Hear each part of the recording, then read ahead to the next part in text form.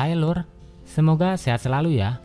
Kali ini kita akan membahas film yang menurut Mimin luar biasa nih. Film yang dipenuhi dengan misteri dan teka-teki, membuat kita penasaran dah. Yaps, film berjudul V tahun 2020, trailer aksi berbahasa Telugu India yang disutradarai oleh Muhammad Krishna. Baiklah, langsung saja ke alur ceritanya, biar tidak banyak basa-basi. Film diperlihatkan dengan kerusuhan yang terjadi di Hyderabad. Seorang pria bernama Aditya sedang menangani kasus penyebab kerusuhan itu. Ia adalah polisi yang gagah dan berani.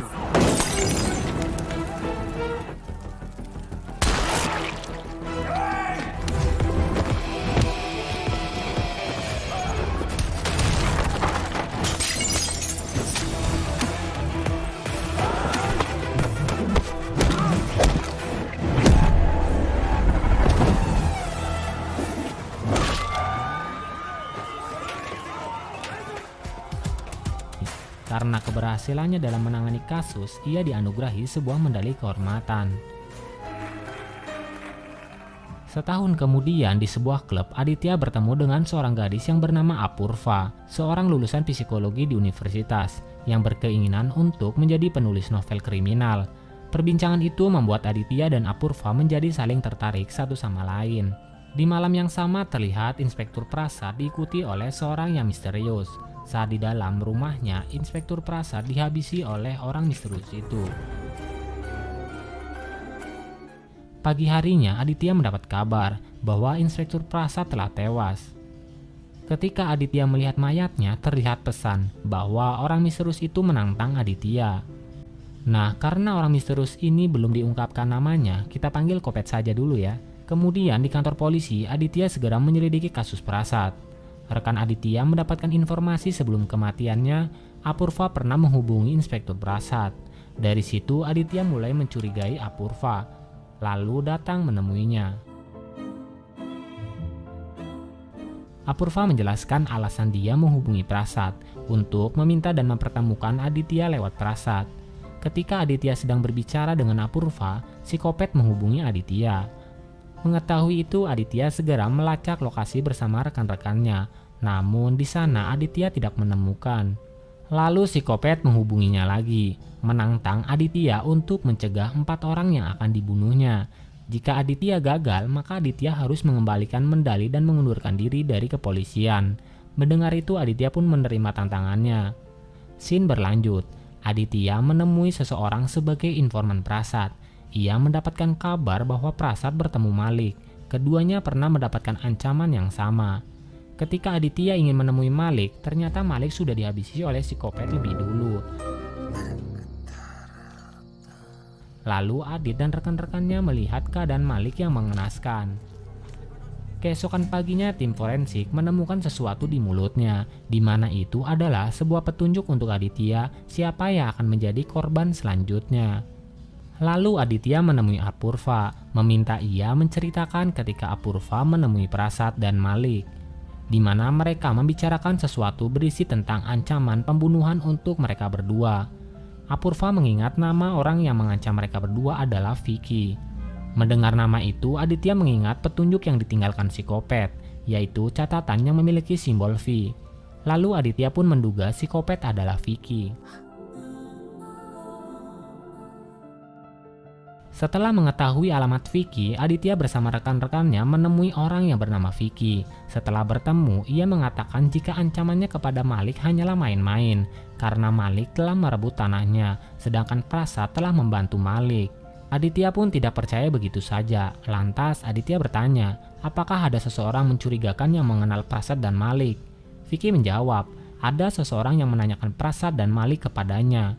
Lalu Aditya memberikan suara rekaman telepon si Kopet. Vicky menjawab, suaranya terdengar mirip. Ketika makan malam berlangsung, tanpa sengaja di saat pembicaraan, Aditya berhasil memecahkan petunjuk yang diberikan si Kopet itu.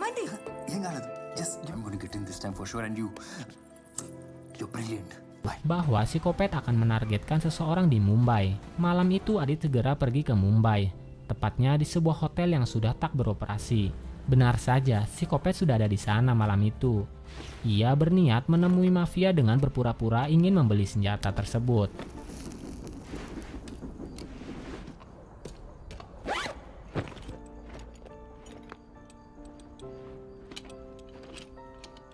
నువ్వు ఇదే బిజినెస్ చేస్తావా? పాములు పడతాను.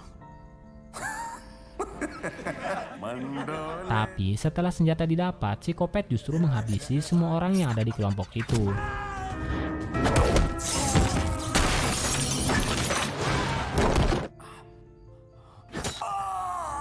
Di lain tempat, Aditya berhasil tiba di sana.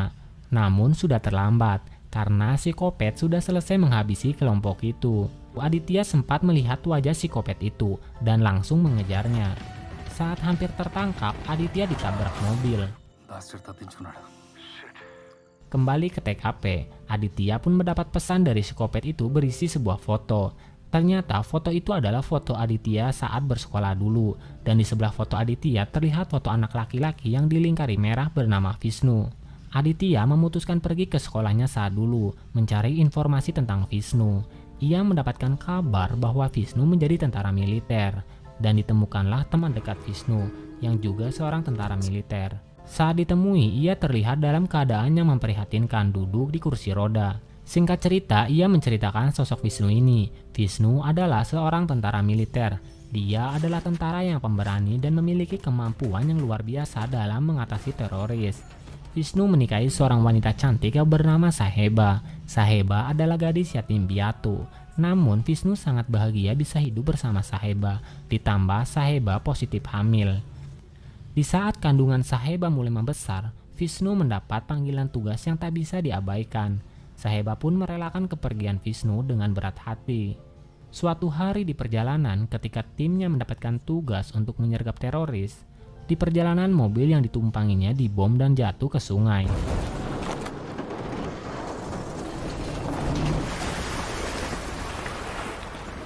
Vishnu terlihat memprihatinkan, hanyut di sungai dan terdampar di bebatuan. Ketika sedang kritis di rumah sakit, mendengar kabar dari temannya bahwa Saheba meninggal dalam kerusuhan yang ditangani oleh Aditya.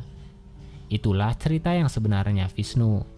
Aditya sontak mengingat kejadian tahun lalu di mana kerusuhan itu pernah dia tangani. Setelah mengetahui latar belakang si Kopet adalah Vishnu, ia langsung mencari informasi tentang kematian atas nama Saheba, diawali dari CCTV pada saat kerusuhan tahun lalu.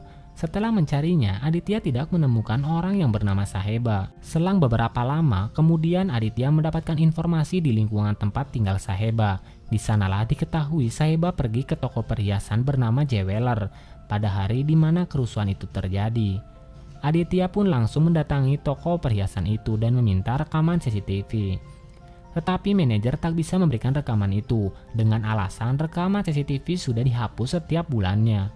Mendengar itu, Aditya pun kesal kepada manajer toko tersebut dan meminta rekannya untuk mengawasi manajer perhiasan. Di tempat lain, si Kopet menghubungi Aditya, mengakui kehebatan Aditya dalam mengungkapkan kebenaran siapa pelaku pembunuhan itu. Nah, setelah kita mengetahui si Kopet adalah Vishnu, selanjutnya kita akan panggil Vishnu ya. Di sini, Vishnu menganggap Aditya adalah polisi yang korup, yang mampu menutup kasus kerusuhan tanpa mengetahui ada konspirasi di dalamnya yang mengakibatkan Saheba tewas. Aditya yang tidak terima dengan tuduhan Vishnu mencoba menguak kasus itu kembali. Lalu di saat yang sama, rekan Aditya memberitahu bahwa terlihat manajer perhiasan sedang berbicara serius dengan seorang wanita bernama Ramani. Diketahui memiliki sebuah asrama putri yang dulu bertemu Adit dalam kerusuhan itu. Akhirnya Aditya pun menemui Ramani meminta penjelasan. Ramani mengungkapkan bahwa ada konspirasi di balik kerusuhan tersebut. Ramani yang saat itu ketakutan menceritakan kebenaran sesungguhnya. Dulu dia mempunyai asrama putri khusus anak yatim piatu, dan asrama putri tersebut dijadikan tempat prostitusi kepada pria hidung belang para orang-orang elit, dan mendapatkan perlindungan dari seorang polisi bernama Prasad yang telah dihabisi oleh Vishnu. Kemudian di suatu malam, seorang gadis yang bernama Aisyah kabur dari asrama dengan membawa sebuah ponsel yang berisikan video rekaman pemerkosaan yang dilakukan oleh 3 pria terhadap sahabatnya. Ia membawanya kepada seorang donatur yang dipercaya akan membantunya. Aisyah pun memberikan hasil rekaman tersebut kepada donatur bernama Sadik Hasan. Nah, Sadik Hasan yang awalnya ingin membantu dan memberikan perlindungan kepada Aisyah berubah pikiran setelah melihat isi dari videonya. Dia mengenali salah satu pemerkosanya, yaitu Ranjit, anak dari Menteri Dalam Negeri. Kesempatan itu dimanfaatkan oleh Sadik untuk memeras menteri. Bila permintaannya tidak dipenuhi, Sadik akan menyebar video itu ke media. Menteri dan Ranjit yang geram mendengar pemerasan itu merencanakan pembunuhan kepada Sadik. Dan di balik kerusuhan yang terjadi setahun yang lalu sebenarnya adalah konspirasi Ranjit dan ayahnya. Dibantu preman yang bernama Kumar, ia juga memerintahkan Ramani untuk berpartisipasi di acara itu untuk menjadi mata-mata. Lalu ia juga menyewa kelompok mafia dari kota Mumbai bernama Kakak yang dibantai oleh Vishnu pada waktu lalu. Singkat cerita, akhirnya Hasan pun terbunuh oleh mafia itu. Aisyah yang menyaksikan hal itu pun kabur dengan tak lupa membawa ponselnya. Prasad dan Ramani melihat Aisyah masuk ke dalam toko perhiasan itu. Tapi Prasad menyuruh Ramani untuk mengalihkan perhatian Aditya. Dan Prasad memberi isyarat kepada kakak untuk membunuh Aisyah di dalam toko perhiasan itu. Lalu membuang jasadnya ke dalam mobil yang terbakar dan menghilangkan jejaknya. Lalu Aditya menanyakan kepada Ramani apakah melihat Sahiba. Ramani pun menggelengkan kepalanya. Lalu Aditya pun menanyakan orang-orang yang di dalam video itu selain Ranjit. Ramani menjawab mereka adalah Malik dan pemilik toko perhiasan yang bernama Chandra. Mendengar itu Aditya menyimpulkan bahwa korban selanjutnya adalah Chandra dan Ranjit. Benar saja, korban berikutnya adalah Chandra. Di sisi lain, Vishnu membawa Chandra ke suatu tempat. Di situ ia menghabisi Chandra dengan memasukkan cairan panas ke dalam mulutnya.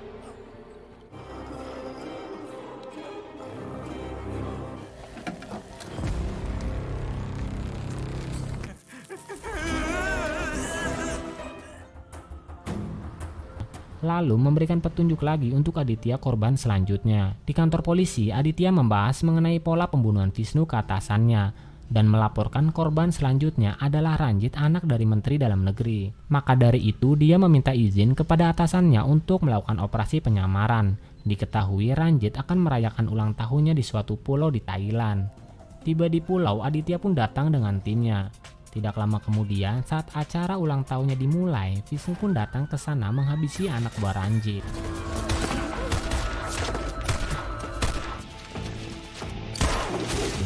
Sementara Vishnu menghabisi anak buah Ranjit, Aditya mengisolasi Ranjit ke tempat yang aman. Namun Vishnu berhasil mengejar mereka. Setelah berhasil mengalahkan semua anak buah Ranjit, kini ia berhadapan dengan Ranjit.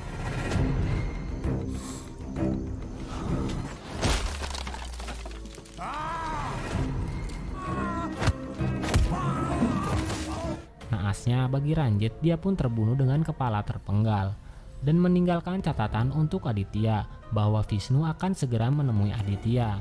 Seakan frustasi saat itu, ia mengakui kekalahannya kepada Vishnu. Ia pun memenuhi janjinya untuk menyerahkan medali dan mengundurkan diri dari kepolisian di depan semua orang. Beberapa hari setelah pengunduran diri, tersiar kabar di televisi bahwa kepolisian sudah menemukan pelaku pembunuhan berantai itu. Polisi tentunya ingin menyelamatkan reputasi kepolisian India dengan menyalahkan seorang pencopet yang tidak bersalah. Kemudian kasus pembantaian 4 korban dan anak Menteri Dalam Negeri ditutup. Vishnu lalu menelpon Aditya setelah mengetahui kasusnya sudah ditutup. Aditya dan Vishnu pun bertemu. Mereka berbincang ringan ditemani sebatang rokok surya. Di pertemuan itu, Aditya mengawali ceritanya kepada Vishnu bahwa ia juga sebenarnya membantu Vishnu untuk membunuh Ranjit. Vishnu tak percaya akan hal itu dan menanyakan alasannya. Aditya pun memberikan jawabannya dan bercerita, ketika dia mengawal Ranjit, Aditya ikut menghabisi anak buah Ranjit dan memberikan jalan untuk Vishnu agar menemukan Ranjit dengan mudah. Penyebab Aditya melakukan itu adalah karena mengetahui bahwa dia dimata-matai oleh tim khusus untuk membunuh Aditya dan rekan-rekannya yang telah diperintahkan oleh Menteri Dalam Negeri, karena Menteri tak menginginkan Aditya mengungkapkan kebenarannya kepada publik. Lalu Adit masih penasaran dengan kematian Sahiba dan apa kaitannya dengan kelima orang itu. Di saat itulah Vishnu menceritakan mengapa dia menghabisi mereka berlima. Pada saat Vishnu terhanyut di sungai, ia diselamatkan oleh penduduk setempat. Ketika sadar, ia dipinjami ponsel dan mencoba menghubungi Sahiba.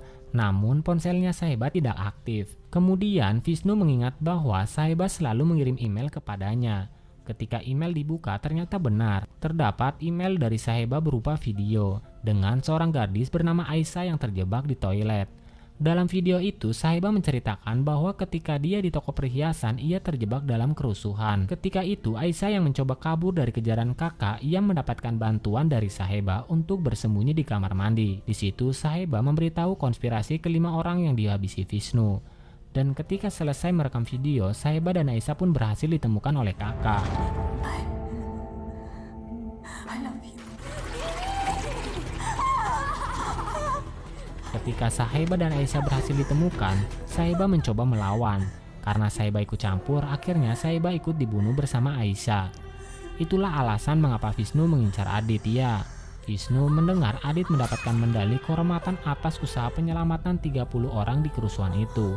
Vishnu pun berpikir Aditya polisi yang korup, yang mampu menutup kasus itu dan tak tahu kebenarannya. Akhirnya kesalahpahaman di antara mereka terselesaikan. Aditya berterima kasih kepada Vishnu yang telah menghabisi orang-orang yang tidak layak hidup itu. Vishnu pun kemudian memberikan video itu kepada Aditya untuk mengungkapkan para penjahat dan sekaligus untuk mengembalikan reputasi Aditya kembali. Film pun berakhir. Di akhir film, Apurva menulis novel yang berjudul Saheba dan memberikan salinannya kepada Vishnu. Bagaimana alur filmnya? Jika suka bisa bantu klik subscribe dan share ke teman-teman kalian. Saya ucapkan terima kasih.